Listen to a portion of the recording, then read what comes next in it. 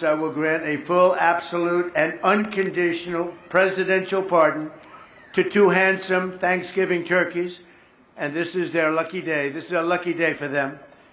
But before going any further, I want to make an important announcement, because you remember last year, after a thorough and very rigorous investigation by Pam Bondi and all of the people at Department of Justice, the FBI, the CIA, the White House Counsel's Office, and the Department of Everything. We have a Department of Everything. You know what that is? I think that's called the White House.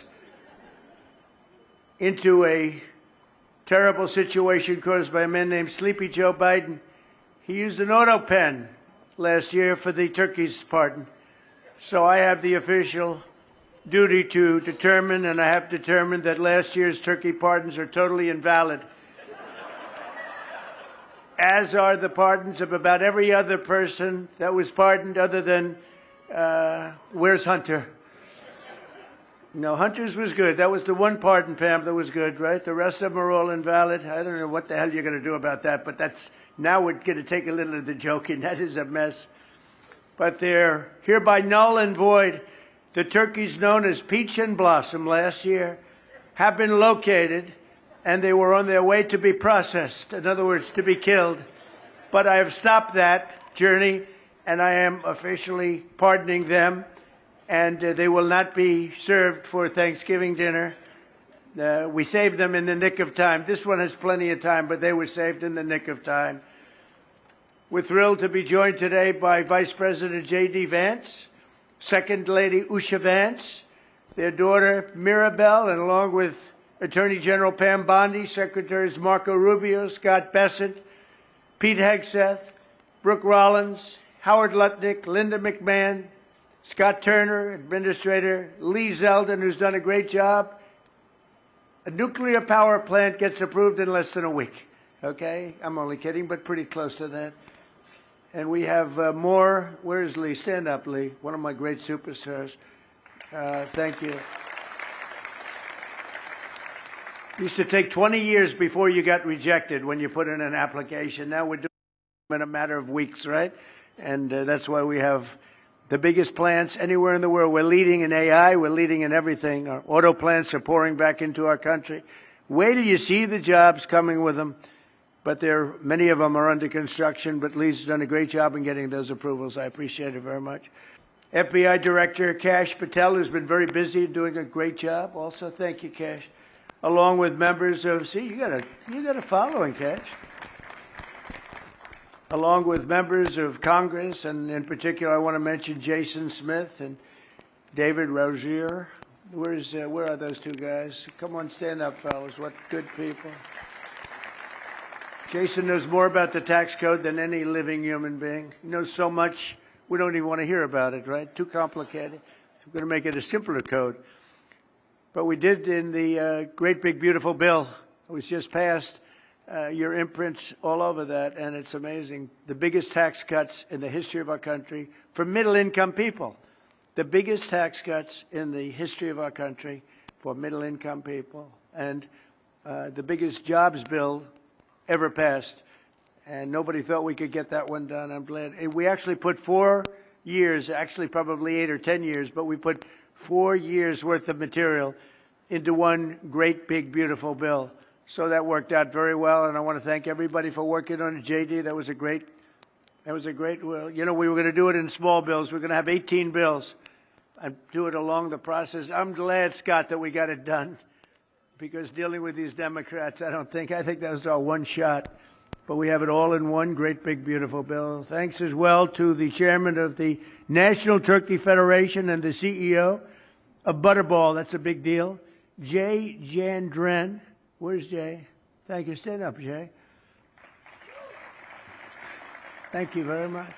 Along with his wife Leslie and their 3 children, as well as the farmer who raised these 2 magnificent birds, Travis Pittman, and Wayne County, North Carolina. I won Wayne County by a lot. That means you had to vote for Trump, I think. I won by 92%. I like Wayne County. They're doing all right, right? It's going to be saved. The turkeys being pardoned today go by the names of Gobble and Waddle, When I first saw their pictures, I thought we should send them, well, I shouldn't say this. I was going to call them Chuck and Nancy. But then I realized I wouldn't be pardoning them. I would never pardon those two people. I wouldn't pardon them. I wouldn't care what Melania told me. Darling, I think it would be a nice thing to do. I won't do it, darling. These are two of the largest turkeys ever presented to an American president, over 50 pounds each. It's the largest we've ever had. And those are big turkeys. Are they as good as the normal-sized turkey? Better or as good? Do they tend to be a little fatty, maybe? No, he said no. He knows the turkey business. Anyway, despite their size, Secretary Kennedy has formally certified that these are the first ever Maha turkeys. I don't know if I agree with that. These are Maha. In other words, they could be fat, but they're still Maha. They've been fattened on a steady diet of grass, beef, to allow the smoothies and all of the other things that they've been eating for this occasion. This was a really big occasion. But they've eaten every fattening food that you can eat. We wanted to really make them special, and they really are. They're like record-setting. I've never seen a turkey that big before. Are they violent at all? Will they attack as I walk over? Because if they were, I'll stay right up here. But as you know, we're a tough-on-crime administration. We are tough on crime. You know, our border had 0 people coming in for the last 7 months, right? 0. I mean, even I find that hard to believe. They had millions and millions of people pour into our border from prisons, from mental institutions, gang members, drug dealers. They poured in to our country like we were stupid people. We're not stupid people anymore. But nobody's ever seen anything. The job that they've done on the Tom Homan, Kristi Noem, the whole group, the job they've done on the border is almost like a miracle. We have, and the people that make these statistics that said 0, they've said 0 for the last 7 months. I can't, it has to be like a few people got in, but they say 0. And they're radical left Democrats to do the scoring. So I can't imagine they did that for us. The truth is, we have no people coming into our country illegally. It's an amazing statistic, and I'm very proud of it. And we have the most people working in the United States today, by far, than we ever had in the history of our country. So those are all good numbers. But instead of pardons, some of my more enthusiastic staffers were already drafting the paperwork to ship Gobble and Waddle straight to the terrorist confinement center in El Salvador. And even those birds don't want to be there. You know what I mean. It was a tough. I'd like to thank the president of that country. They do a rather efficient job. It's got to be the largest prison in history. I've never seen anything like it. And a lot of people are behaving on our streets now. You know, Washington, D.C. is considered a safe zone. This was one of our most unsafe places anywhere in the United States. It is now considered a totally safe city. I won't tell you about murders. We're having murders, like a lot of murders, on a weekly basis. We haven't had a murder in 6 months. And it doesn't sound good even to say that. We haven't had a murder in 6 months. But when you were averaging 1 and even sometimes 2 a week, and you haven't had 1 in 6 months, you can walk with your family down the middle of any street, go to a restaurant, you won't get in. They're opening new restaurants all over, and it's really been a beautiful thing to see. So Washington, D.C. is now a totally safe city, and a year ago it was a criminal mess. We removed, Pam, 1,700 people, career criminals, and people that came to this city from Venezuela and many other places. They were let out of prisons, and they came here. They were Tren de Aragua, a lot of Tren de Aragua, that's from Venezuela. And we got them all the hell out of our country, or they're in prisons now. And you can walk down any street in Washington, and you're going to be just fine. And I want to thank the National Guard. I want to thank Pete Hegseth. The job you've done here is incredible.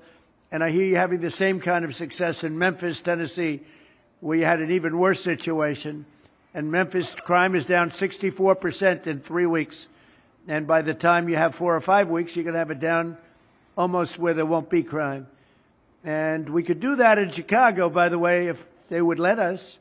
If the mayor who's a low IQ person, but he should understand this. This is a very serious thing. You saw all the crime that took place last night, the night before.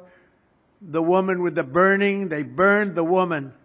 To be talking about that now, they burned this beautiful woman riding in a train. A man was arrested 72 times. 72 times, think of that. And they'll let him out again. The liberal judges will let him out again. But we're ready to go. You know, we've been moving toward Chicago. We have a governor that thinks it's wonderful that only like 7 people were killed this week. But we are moving toward doing it, and we're going to, if crime gets, it's horrible what's happening in Chicago. We could make Chicago a safe city in a period of 4 weeks. In a period of 8 weeks, 9 weeks, 10 weeks, it would be totally safe. And the people of Chicago want us to go there.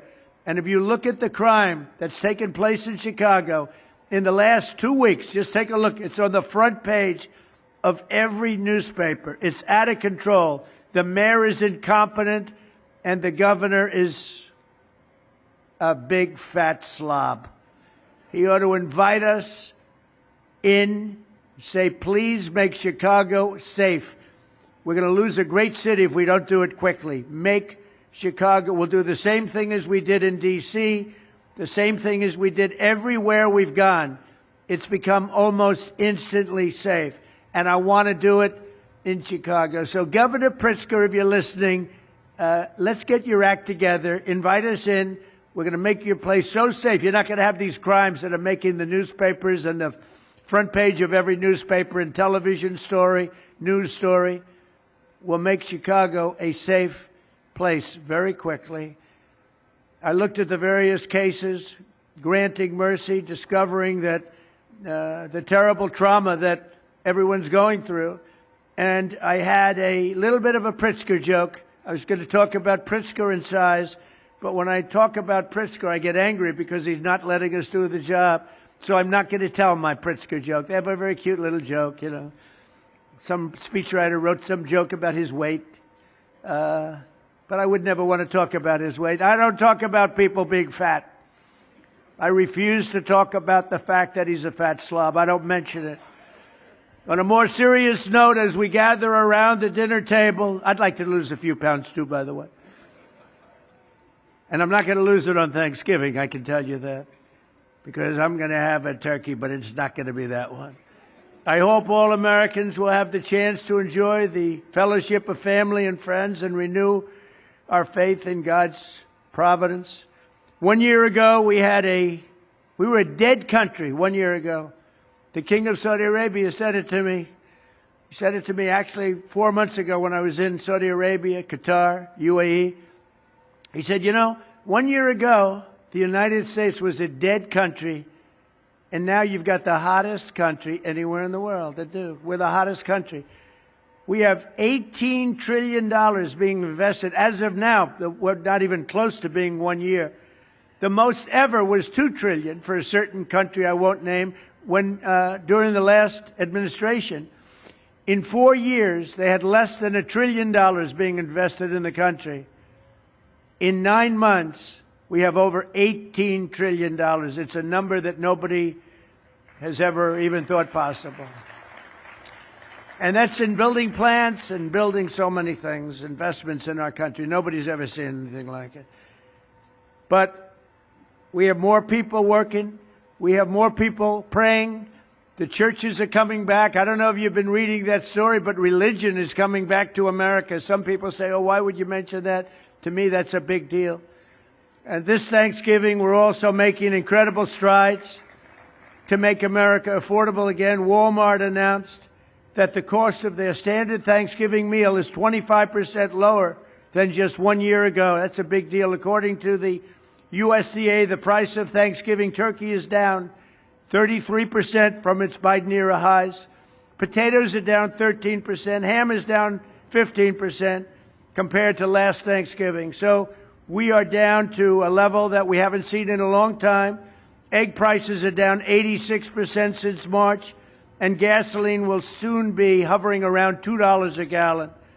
Under our leadership, we passed the largest tax cuts in history, the largest spending cuts in history, the largest regulation cuts in history, and we have fully secured our southern border. I've also ended 8 wars in 9 months, and we're working on that final war. It's not easy, but I don't know. I think we're going to get there. 25,000 soldiers, Ukraine, Russia. In the last month, 25,000 soldiers have died. So I think we're getting very close to a deal. We'll find out. I thought that one would have been gone quicker. We did 8. I thought that would have been an easier one, but I think we're making progress. In less than 1 year, we've accomplished more than most other administrations have accomplished in 8 years. And this is a very special Thanksgiving. We thank God for His many blessings and the great success that this country has seen in this short period of time. We draw strength from the love of family and friends, and we express our undying gratitude for the men and the women of the United States Armed Forces. We love them. We pray that peace and prosperity will continue to bless our land, and together we'll really just keep this great drive going to make America great again. MAGA, I think it's the greatest expression in the history of politics. Make America great again. So once again, Melania, thank you for doing such a great job and being such a great First Lady. And now let's go and give Gobble, Waddle. Waddles, by the way, is missing in action, but that's okay. We'll pretend Waddle is here. The gift that they've been waiting for. And I'll move over and I will just say very nicely, Gobble, your pardon. Come on, let's say it in front of Gobble. Thank you very much, everybody. All right, you were just listening to President Trump there at the Thanksgiving tradition of pardoning 2 turkeys, but apparently one of the turkeys is missing in action. At least that's what the president said. Very hilarious there. Let's go to CBS News correspondent Natalie Brand. She is live at the White House Rose Garden where this event just wrapped up. Natalie, can you tell us more about today's presidential turkey pardons? Yeah, and the reason why just one turkey might be here is this was actually a competition this year between Gobble and Waddle. The First Lady's office sent Americans a text asking formally which one should be pardoned. And so Gobble is the official national turkey who is taking part in this ceremony right now. But we're told that Waddle will also be pardoned. He's considered the alternate, and both turkeys will be spared and then head back to their home state following the ceremony to actually retire and live out their lives at North Carolina State University, Mugo. Retire. That's a funny phrase to use there. And I know the music is really loud, so hopefully you can still hear me. The president also made some news during this event. What can you tell us about what he had to say?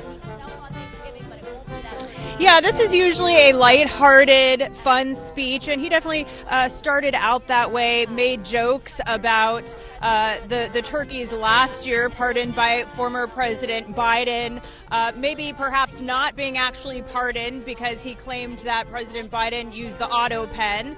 But then he also went into, what the administration would tout as their accomplishments over the past year. And of course, we were carefully listening for any news on Ukraine and Russia, while, as you've been reporting, these top-level negotiations are underway. He didn't give any specifics or details about a status update, but did allude to it, saying he hopes that we are getting closer to a deal. We will find out. He also talked about, touted the safety of Washington, D.C. following, the deployment of the National Guard here. And he made some news on the topic of Chicago, again, criticizing the mayor of Chicago, the governor of Illinois, J.B. Pritzker, and saying that he could make Chicago and Illinois safe if those leaders would invite him into the state, saying that he could do it in a matter of weeks, saying, that they were moving towards deployments in Chicago and that he still has this open invitation to those leaders, Mugo. All right, Natalie Brand at the White House for us today. Thank you so much for your time. The highly anticipated Producer Price Index is out. We break down what it means for the economy and holiday shopping. That's coming up right here on CBS News 24/7.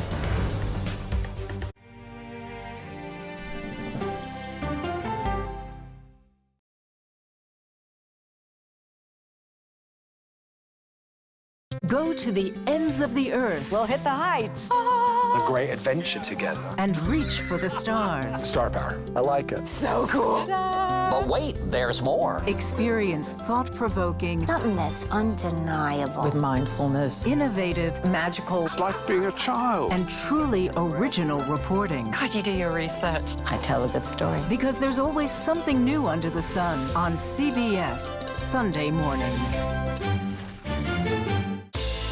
Money Watch is your no-nonsense guide to taking control of your finances, where I offer practical, real-world advice with no jargon and no judgment. I'm Jill Schlesinger. Listen to Money Watch wherever you get your podcasts. Politics isn't a game. When do consumers actually get to touch and feel a difference in their lives? Politics is about policy. So you would encourage Democrats to work with Donald Trump on an issue like health care. I'm